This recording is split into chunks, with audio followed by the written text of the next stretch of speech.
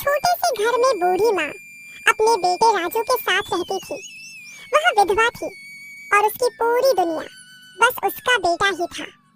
उसका बेटा राजू बहुत आलसी और लापरवाह था, जबकि उसकी माँ बहुत मेहनती और साफ दिल की थी। माँ, ओ माँ, खाना बना क्या?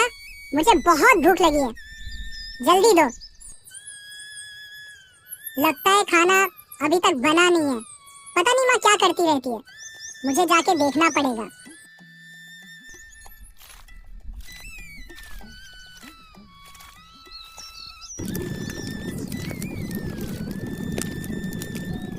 माँ, अभी तक खाना नहीं बना क्या?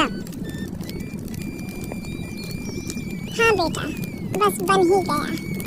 पर तूने आज खेतों में काम किया या नहीं? अरे माँ, तुम हर रोज वही सवाल पूछती हो। मुझे भी तो थोड़ा आराम चाहिए। हर समय क्या खेत में ही रहूंगा? बेटा, गुस्सा क्यों करता है? खेत तो हमारा जीवन है।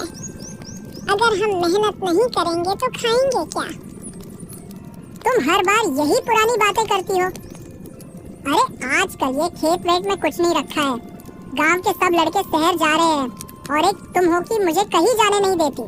राजू अपनी माँ से अपनी नाराजगी जता के बाहर चला जाता है।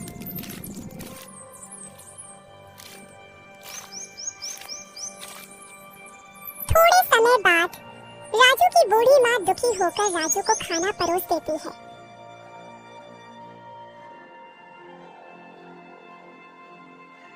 और फिर वहां से चली जाती है।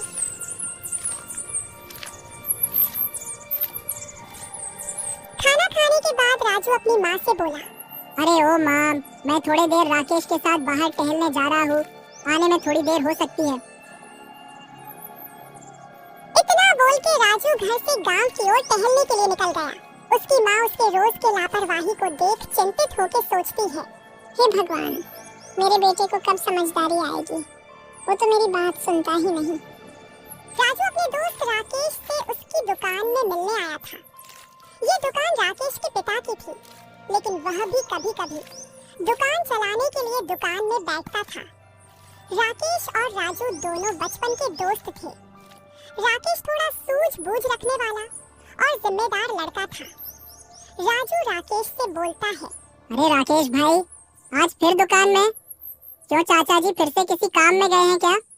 अरे नहीं, तू तो जानता है आजकल बाबूजी की तबीयत कुछ ठीक नहीं रहती। अब उनकी उम्र भी तो हो गई है, इसलिए यार घर की जिम्मेदारी धीरे धीरे मुझे ही लेनी होगी। वैसे भी बाबूजी ने बहुत मुश्किलों से मुझे अकेले ही बड़ा किया है। माँ तो मेरी बचपन